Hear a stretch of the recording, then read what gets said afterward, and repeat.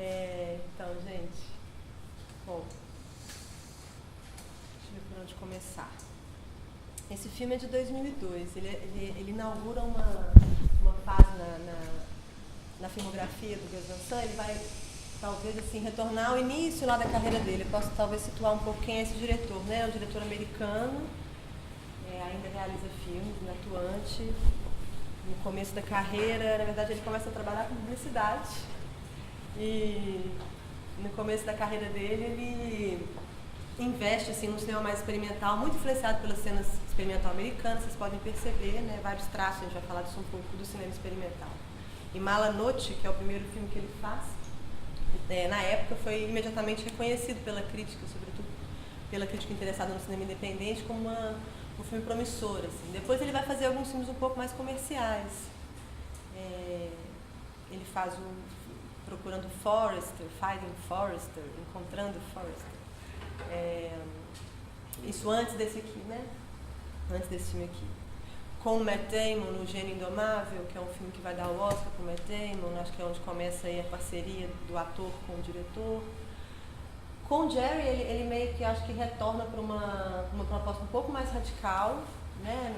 Em termos narrativos, assim, esse filme aqui é uma rarefação da narrativa, né? A gente não tem uma história, a gente tem uma situação, esses dois homens perdidos no deserto, não tem nenhum tipo de desenvolvimento, assim, a gente não tem diálogos que indicam quem eles são, para onde eles estavam indo, o que eles estavam buscando nesse deserto. Tem algum momento que eles falam assim, esquece essa coisa que eles buscavam nesse deserto, a gente nunca vai saber o que é. E a maior parte do filme é silencioso, acho que é o que também dificulta para o espectador. Pode ser uma experiência muito dura por essa expectativa de que aconteça alguma coisa, e o filme vai sempre frustrar essa expectativa, né? Não vai acontecer nada a não ser essa travessia. O filme é um filme de travessia. E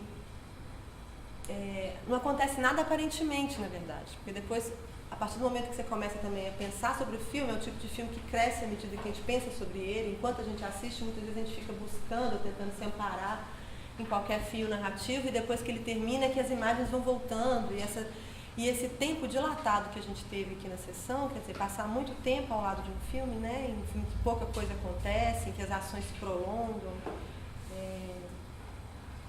esse sentimento de tempo é importante para, eu imagino, para a proposta do Gus Van Sant. A gente fala sempre isso muito, né, sobre cinema, espaço e tempo.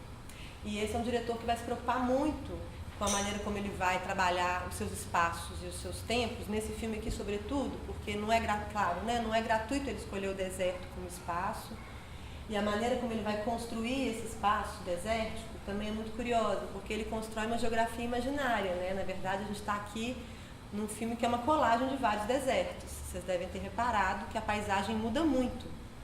O filme foi filmado na Argentina, nos Estados Unidos, acho que em 2 desertos diferentes, em Utah e mais um. Na Jordânia, existe uma geografia que só o cinema consegue criar, essa que reúne vários desertos diferentes no mesmo filme, como se eles estivessem no mesmo espaço, mas são vários espaços distintos.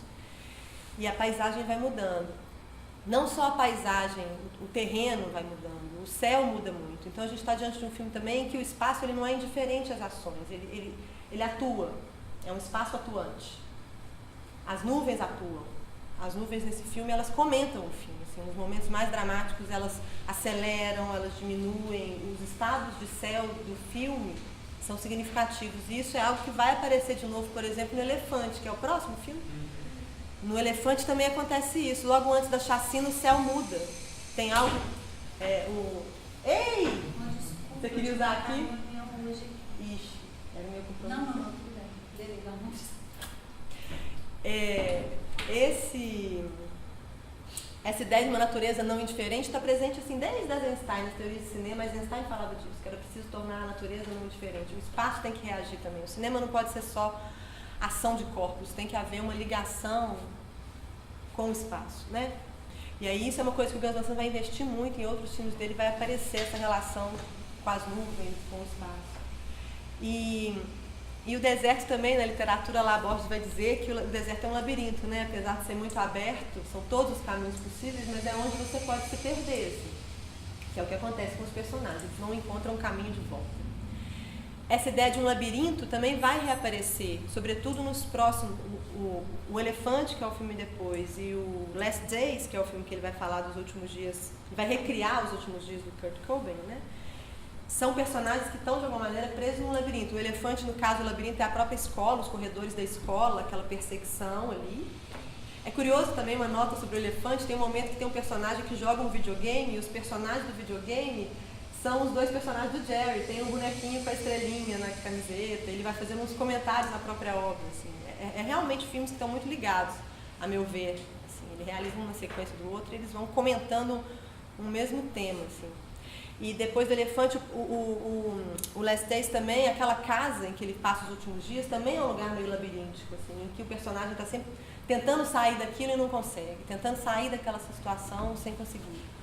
Aqui o mais inquietante é que a gente está diante de um espaço muito aberto, né? E como é que eles ficam meio que dando voltas no mesmo lugar, assim, eles não conseguem reencontrar o caminho de casa. Então, uma coisa que eu queria que a gente pense, que eu acho que fica para a gente pensar é essa questão de como ele trabalha esse espaço, como ele reconstrói essa geografia, como ele vai refazer, né, esse deserto, e como é que cada deserto também tem uma função, ainda que a narrativa seja muito rarefeita, quando a narrativa se rarefaz, qualquer mínimo elemento passa a ter muito peso, né?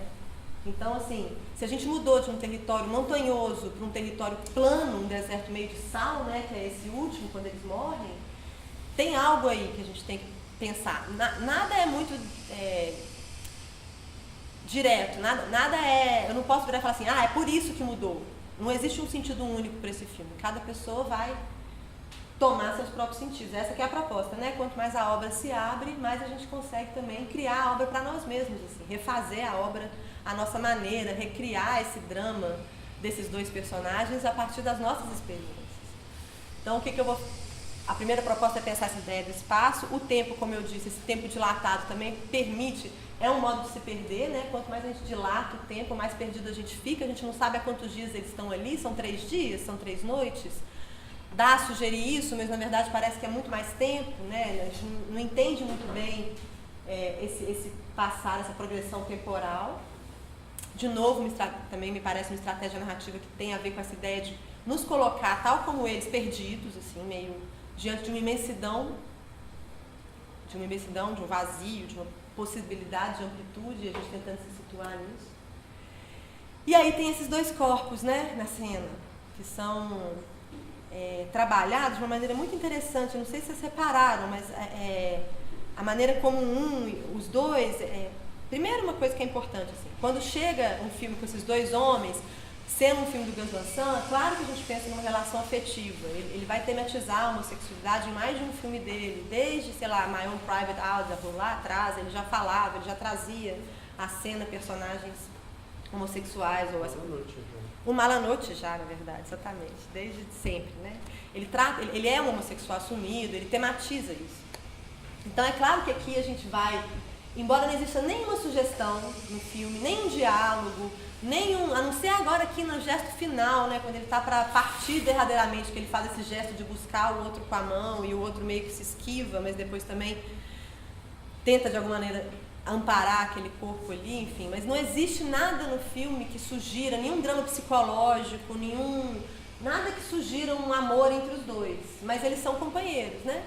Tem o mesmo nome os dois também, né? Não sei se... Até isso às vezes é difícil de perceber, mas são dois personagens, os dois são Jerry. A maneira como ele vai trabalhar essa relação, em termos de comportamento da câmera mesmo, tá? No filme. A câmera segue os dois a maior parte do tempo, e aí muitas vezes ela vai filmar os dois, né, um atrás do outro, tem sempre um atrás do outro, um em direção ao outro, um seguindo o outro. A maioria das vezes o da estrela está na frente, como se a estrela também tivesse um papel narrativo aí importante, né, o que guia, mas isso não é regra.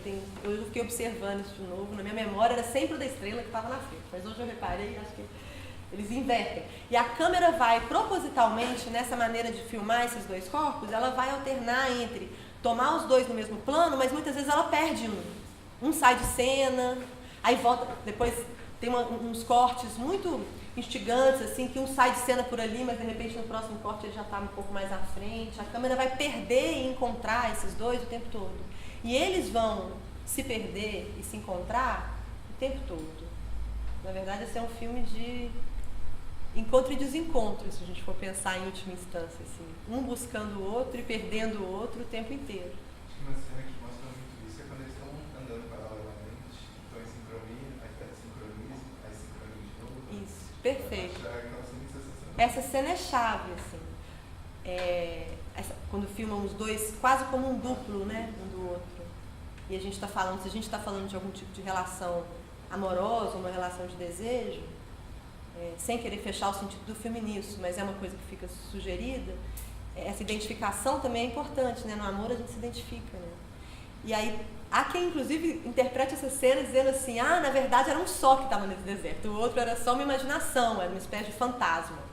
Porque tem aquela cena que eles estão na fogueira e o Jerry, que tem a estrela, começa a narrar uma história de quem ele é, né? Eu sou um sacerdote, eu construí um templo, uma história absolutamente fantástica, sem nenhum pé nem cabeça. E existe essa... Eu já vi, já comentando sobre esse filme, pessoas que vão interpretar dizendo, será isso? Isso aí é um filme que, na verdade, um dos dois era a imaginação, um imaginava o outro, na verdade eles estão sós. Mas eu não arrisco chegar tão longe, não. Acho que, e também não é essa a função do filme, não é isso que ele quer da gente, que a gente encontre, que a gente desvende o enigma que ele propõe, né? Na verdade, ele está propondo um enigma que é para nos deixar intrigados, assim, não necessariamente para ser desvendado, encontrar a resposta, falar, é isso. Mas essas situações, talvez menos do que mensagens ou menos do que uma história, elas estão buscando nos causar, nos provocar sensações, né? E aí, o belo do filme, a meu ver, é essa maneira como ele vai meio que figurar essa ideia, ou figurar a relação entre duas pessoas, né? No que ela tem de mais... É quase filosófica a coisa, é existencial, assim. Porque o que é amar, não sei isso, assim. A gente buscar e se perder o tempo todo, e desencontrar o tempo todo, e justamente quando, no final aqui, vai dando essa impressão, sabe assim, de uma relação que vai tentando se resolver e não consegue, porque eles vão tentando o tempo inteiro encontrar essa saída que não aparece, e no final é quando um parte, quer dizer, quando um decide partir, né, que claro, no filme tá figurado como a morte, né, ele morre, mas quando um fala, estou indo embora, é quando o outro, então, reencontra a estrada, a tal estrada que ele estava o tempo todo buscando. Juntos eles não estavam conseguindo reencontrar essa estrada. É quando um decide partir que é possível reencontrar. Né? Então, o que eu acho interessante num filme como esse é porque ele nos permite ir para muito além de uma historinha do que é que acontece ali entre eles, né? Assim, e acho que é proposital esses silêncios, essa maneira de não nos direcionar muito. Os diálogos são muito banais, eles ficam muito tempo falando de coisas, como que eu vou pular desse rochedo? E tem isso, né? Essa ideia de ser um filme enigma também tem a ver com a maneira como as situações são muito enigmáticas. Como que ele vai parar em cima daquele rochedo, gente? Do nada. É meio fantástico. Isso também não é raro na filmografia do Gus Van Sant, assim, flertar com esses acontecimentos que são fantásticos, mesmo quando eles se inspiram no real, né? Como a chacina lá de Columbine, mas esses acontecimentos parecem assim, incríveis, é impossível crer nisso. O mistério da existência, né? Como lidar com isso, como encarar isso, como interpretar isso.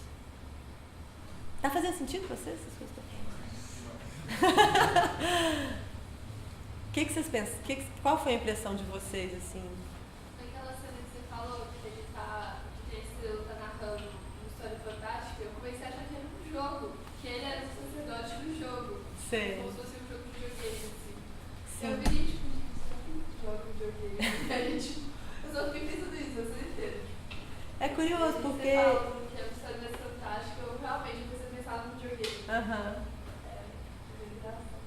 É Não, e é curioso porque justamente no videogame que eles vão reaparecer no filme seguinte, né? esse Eles viram personagens no videogame. É uma coisa estranha.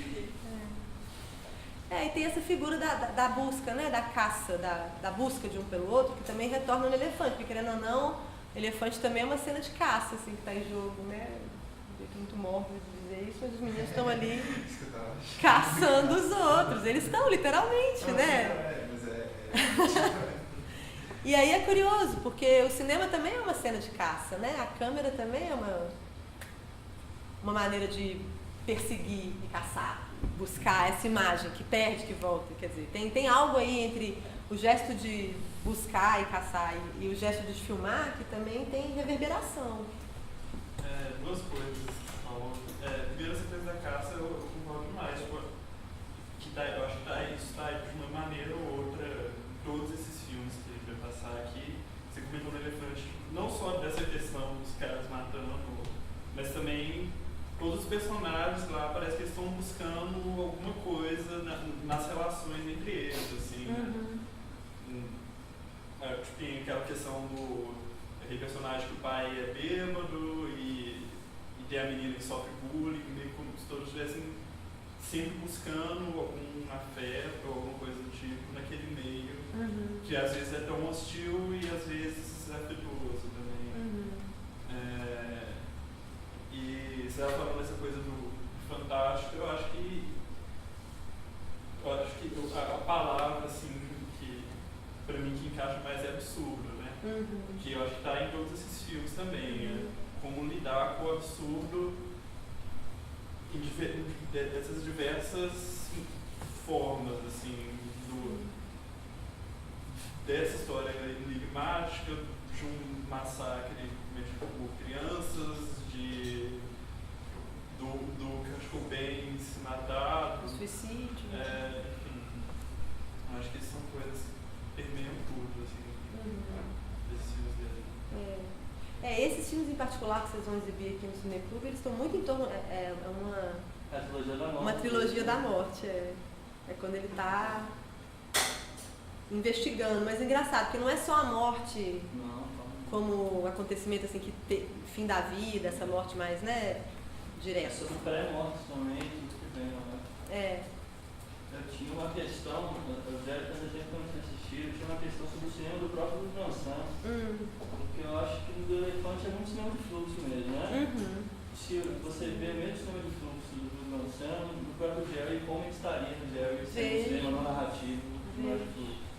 Vejo também, essa coisa do cinema de fluxo é uma maneira de definir, de tratar o cinema, assim, que abrange um monte de propostas diferentes, na verdade, né? Mas essa ideia de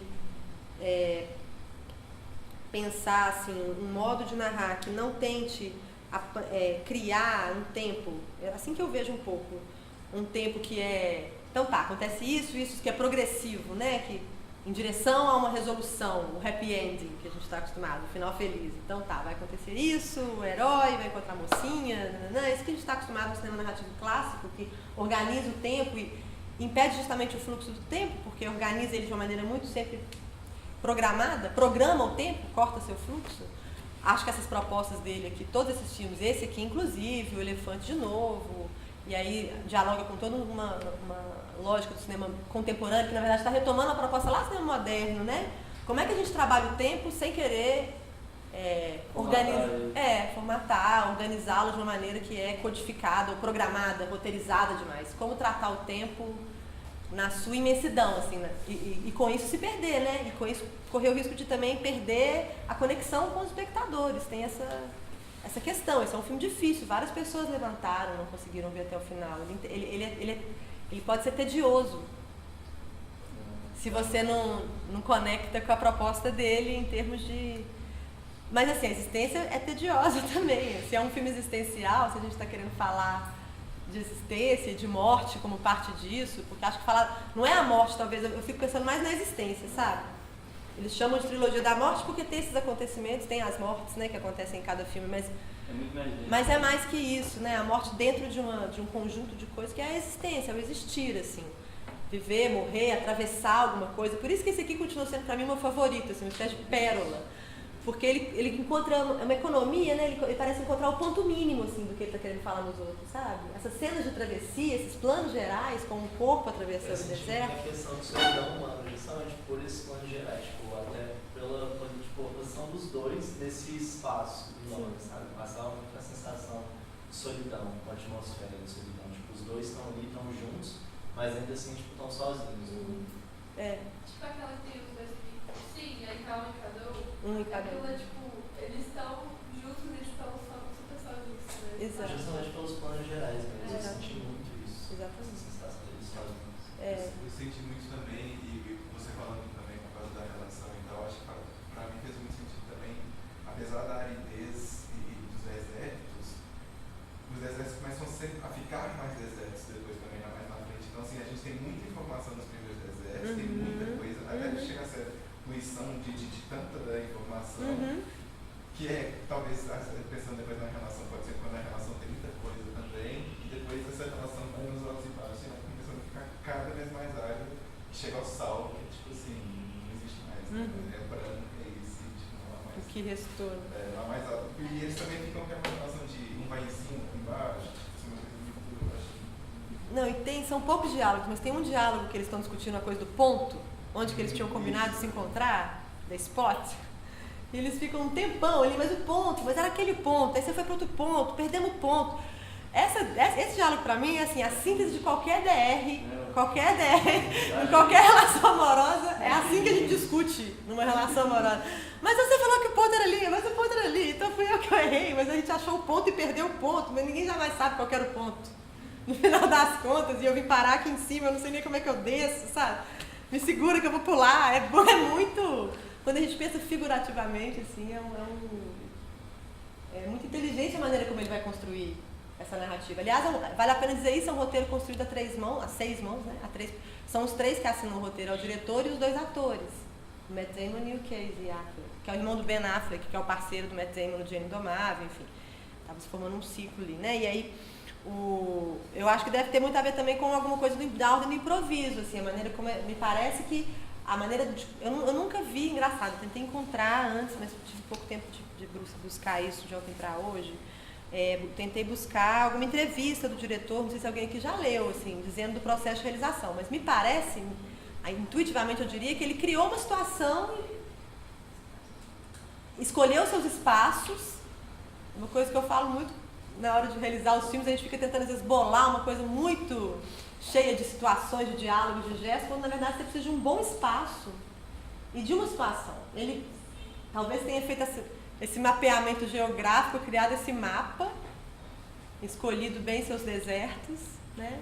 E tem tudo a ver com o que você falou, Diogo, de como é que o deserto... Isso que eu estava querendo dizer quando eu dizia que essas mudanças sutis e a maneira como a natureza aparece não é acidental nem gratuita. Assim.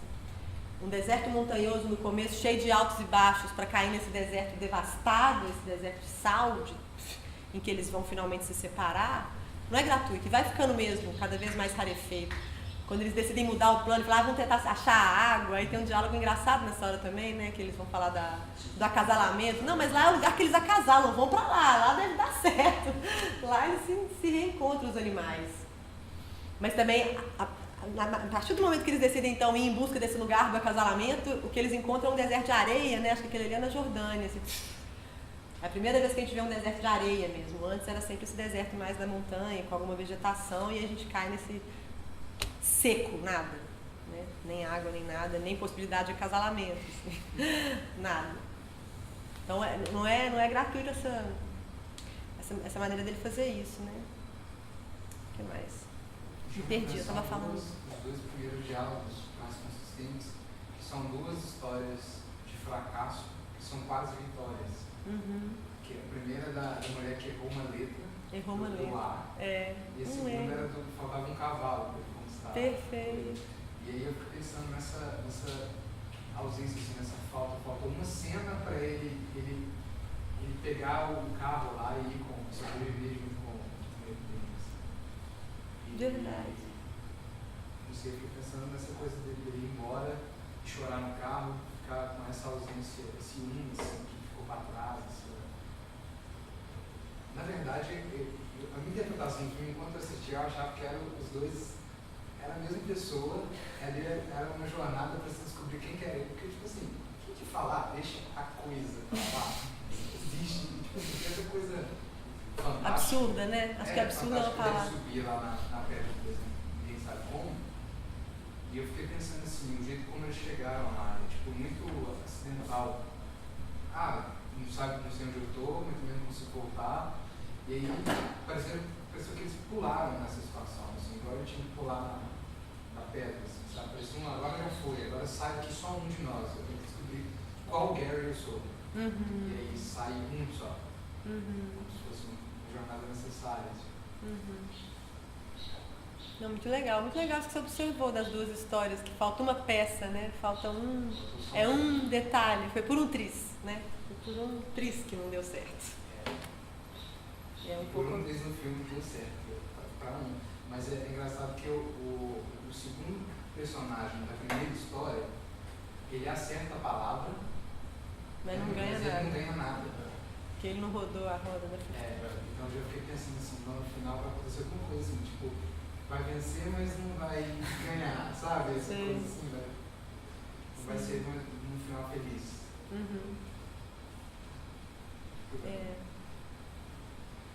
Não, e tem toda essa, quer dizer, também já conversando com outras pessoas sobre esse filme há mais tempo, essa cena final, quando ele vai pro carro, quando ele tá indo embora, que a gente fica muito tempo no rosto dele, né, do Matt Damon, e aí a câmera deriva e vai pra criança, olhando pra fora, uma criança que fisicamente é muito parecida com o Matt Damon, é lourinha, tem um tipo,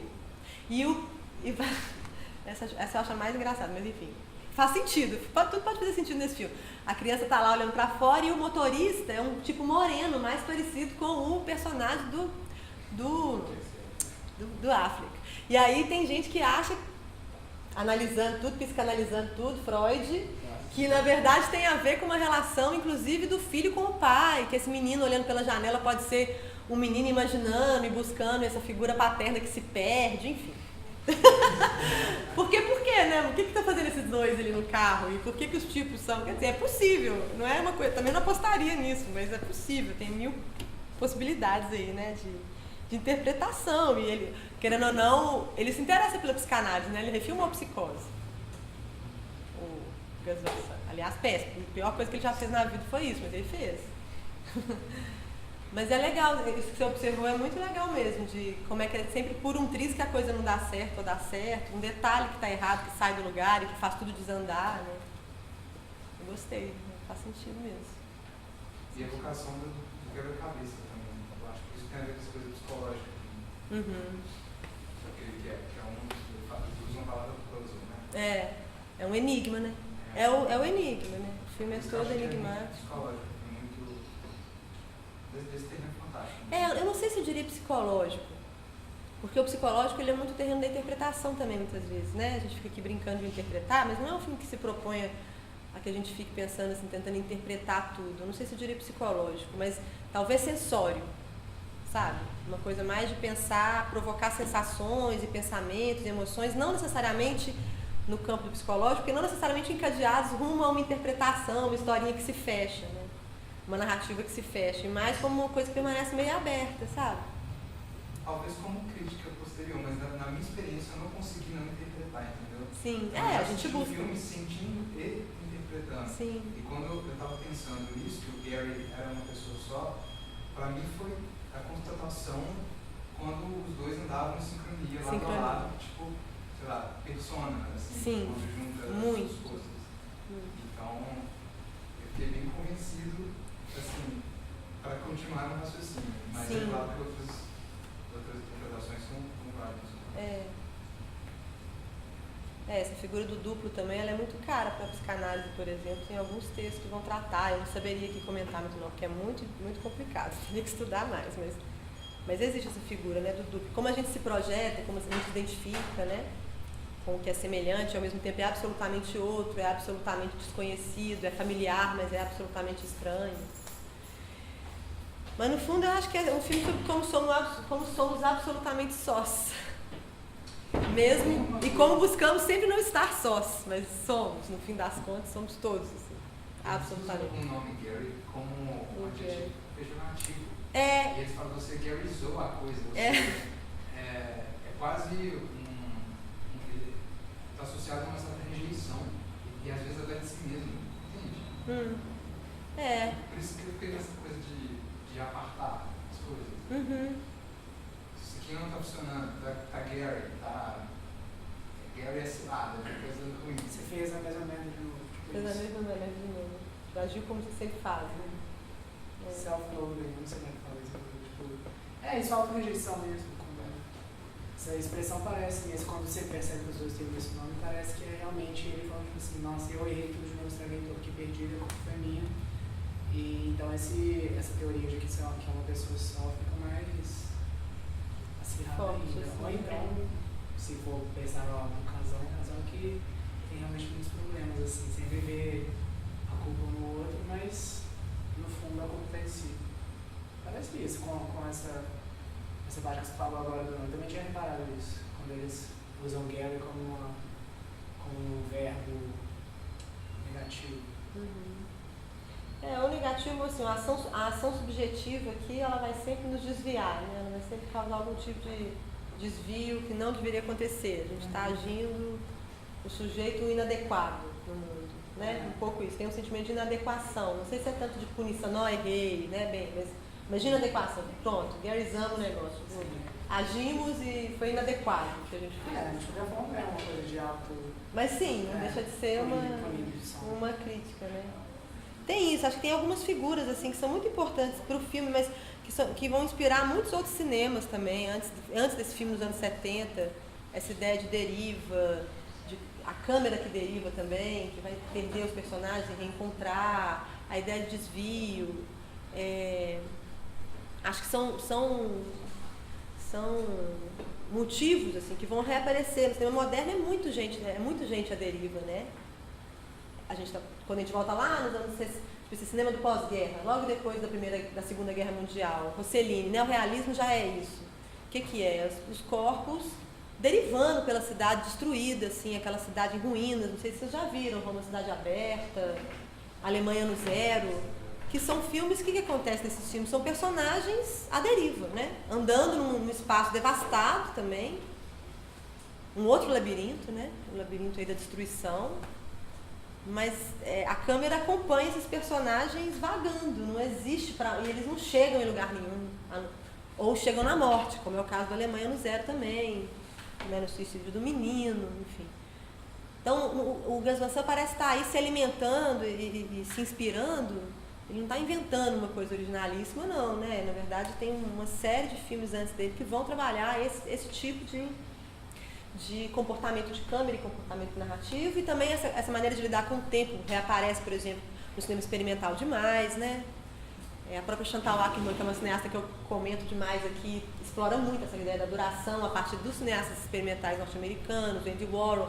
Essa ideia também de, por exemplo, a maneira como o céu às vezes se torna um espaço para cortar, que é o que a gente vê, por exemplo, no filme do Região Central lá do Michael Snow, que é um filme experimental americano famoso, assim, que ele vai fazer umas longas incursões pelo céu e o filme se passa todo nessa transição, mas o céu como esse espaço que a gente não consegue ter norte nele, porque ele não nos orienta, né?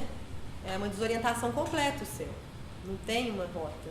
E esse filme ele vai causar essa espécie de experiência da desorientação, o Região Central. Acho que esse filme tem muito a ver também com esse filme do Snow, porque a gente tem esses momentos também que a câmera vai nos fazer ficar meio perdido naquele espaço, sabe? A gente já não sabe direito, a gente também está desorientado.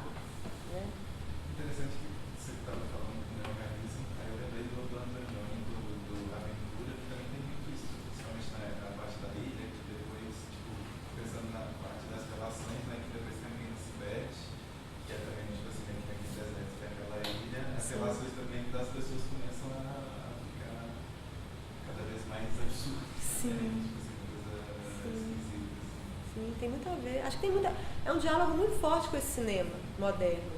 E também com o cinema experimental que vai, né? Quer dizer, esse cinema que quer quebrar com o padrão narrativo clássico, com essa tentativa de roteirizar nossas emoções, nossos desejos, nosso final feliz, de serviço para a humanidade, o final feliz, né, gente? Tipo assim, a gente vive sonhando com essa história de amor que vai ser perfeita e que vai ter um encontro final pleno, e não é bem isso, né? Mas é uma resistência a isso também, assim, a essa maneira de roteirizar. Não só do ponto de vista da relação, né? Os filmes vão sempre trazer à tona temas que são do capitalismo, estou falando da narrativa clássica, né? A conquista das coisas, o enriquecimento, o progresso, o sucesso, o dinheiro, a popularidade, o amor da vida. É sempre isso que está em jogo nessas narrativas do herói, né? E aí acho que o Gus Van Sant, e por isso ele me atrai, me agrada, e acho que é por isso que ele provoca, e junto com ele um monte de gente, desde essa galera toda do cinema moderno mesmo, Antonioni, Rossellini, enfim, vários outros, Godard, vão tirar da gente esse chão, essa ideia de que a vida tem um sentido sim e é pra lá, o sentido é aquele, sabe? Você tem que fazer isso, isso e isso. Ela perde, a gente fica mais desorientado daí, né? A gente já não sabe muito bem o que fazer com tanta possibilidade. E é fácil se perder nesse caso. Né? Mas aí que a coisa fica mais interessante também, né? Porque acho que é aí que a gente consegue reconstruir e criar alguma coisa de mais verdadeiro. Porque é curioso, esse filme ele é difícil e tudo, né, para muitos, mas a sensação de que ele é um filme assim mais que comunica mais, sabe? Mesmo não falando nada exatamente, assim, mesmo sem criar uma história, mas tem algo que se comunica nesse filme que não é da ordem mesmo de uma historinha, começo, meio e fim, né? Era uma vez, mas a gente está aqui falando de várias coisas que parece que a gente comunica com esse filme. Comunicação do filme. Sim. As pessoas não querem parar e refletir quando às vezes tem que estar vendo o filme também. Sim. Talvez essa quebra de expectativa, né? Pô, mas eu estava esperando uma história, né? O que acontece nesse deserto? Eles vão ficar aí andando para lá e para cá, andando. Vai ser isso, eles vão ficar andando e a gente vai ficar vendo isso. Mas talvez isso tenha a ver talvez também com um hábito, né, de espectador, assim, a gente tem que reformular nossos hábitos, né, ou nos forçar a ver coisas desse tipo e reformular a maneira como a gente lida também com os textos e as imagens que estão aí disponíveis. A gente está numa época de muita aceleração, é difícil desacelerar, né? Tem que falar, não, vamos lá, vamos derivar um pouquinho, se perder um pouquinho. O tempo inteiro eles ficam mandando a gente se encontrar, né? Decide o que quer fazer, como é que a gente se deixa se perder, né? Mas enfim, eu acho que é sobretudo isso, assim, como aprendizado para quem está estudando, eu acho que tem uma coisa muito legal, que é essa maneira de, então tá, vamos rarefazer, mas aí se a gente rarefaz a história, cada detalhe passa a ter muita importância. Então, assim, a camiseta com a estrela tem significação, sabe? Não é o personagem com a estrela, depois que você vai revendo o filme, vale muito a pena rever esse filme, assim. Você vai entendendo, assim, como é que ele se difere do outro, assim, meio que... ele, às vezes, me dá a impressão de ser o mais sensível dos dois, assim, sabe? Uma espécie de... Se é para dividir os dois em personalidades, o da estrela, ele é o que se afeta mais pelo mundo, né? Porque ele é mais frágil. É essa fragilidade, né? Até que eu vou te falar, se você não encontrar o ponto, fica aí que eu te encontro. Exatamente. Eu te encontro. E ele chama o outro de um jeito, às vezes, quase como uma criança, né? Ai, cadê você? Cadê você? E se perde, vai parar lá em cima, e tem medo de altura, não consegue pular. Ele tem uma fragilidade nele, até na escolha, no casting mesmo, né? A figura dele, do Affleck, é mais frágil do que a do Matt Damon, que é um rosto e um corpo mais forte, assim, não é à toa que ele é o que sobrevive, né? Um frágil. Inclusive, a aparência deles me lembrou muito, não tem nada a ver, tá? Mas me lembrou muito um trecho de Breaking Bad, não sei se alguém já assistiu aqui, mas tem alguns episódios que são desertos, assim, estão isolados, e o da estrela me lembra muito um dos atores mais frágil, a relação muito parecida. Pode ter sido uma inspiração, viu? Os roteiristas de série, eles não são bobos, não, eles assistem essas coisas todas. Pode ser uma... As séries têm bons roteiristas, assim, gente que estuda muito, na verdade. Pode ser, eu não assisti o Breaking Bad ainda, mas... O que mais? Mais algo a dizer? Será? Que horas são? Tem mais tempinho. Eu fiquei só pensando no fazer do filme, eu imaginei o roteiro desse filme, tipo, um andando na montanha, um passando pela montanha, Por isso... Era tudo assim, parecia Mas é por isso que eu acho que... É por isso que eu acho que... Bom demais você. Tá confiante. Até. Quer dizer, não sei se vou poder vir, mas Mas é por isso que eu acho que não teve um roteiro, assim, clássico, sabe? Ele deve ter criado a situação. Assim, que ir com a equipe, chegar lá, não achar lugar. Sim. Talvez ele tenha escolhido essas histórias que você pontuou bem, porque são histórias que de fato têm uma como é muito pouco diálogo, quando dialoga, né, é importante, parece banal, mas não é. Acho que você foi muito bem nessas duas histórias. Talvez ele tivesse essas histórias e aí, com certeza, ele tinha escolhido suas paisagens, porque as paisagens são personagens desse filme, assim, né? Então, com certeza, tinha escolhido os espaços. Agora, o que ia rolar, por isso que ele assina o roteiro com os dois atores, certamente teve muito improviso, assim, muita maneira de ir na hora, entendendo como se movimentar ali, como é que a gente ia criar a cena, né? Como enquadrar também, esses enquadramentos que a gente observou, os planos muito gerais. E pra ver o terror da mise-en-scène quando ele pulou mesmo da pedra. Foi assim, a galera deixou a camisa do filme, não entendi agora, sabe? Nessa cena que ele tá em cima do rochedo, eu fiquei o tempo inteiro vendo que, tipo, desse lado, assim, da pedra, tinha um buraquinho. Se ele fosse lá e colocasse o pé, ele ia conseguir descer. Eu só fiquei a cena inteira de pensar, olha pro outro lado, por favor. Foi assim que ele subiu. Tem um buraquinho, coloca seu pé, desce de boa. Não, eles não olham, eles só vão. Talvez para reforçar o absurdo, porque de fato a gente olha e fala, mas tem uma escadinha ali que dá para descer por ela. Você com certeza subiu por ali. Mas o salto era importante, né? Era super importante. E toda aquela discussão de como que eu salto, se eu vou me machucar quando eu salto, eu te seguro, eu faço um montinho para você não machucar demais.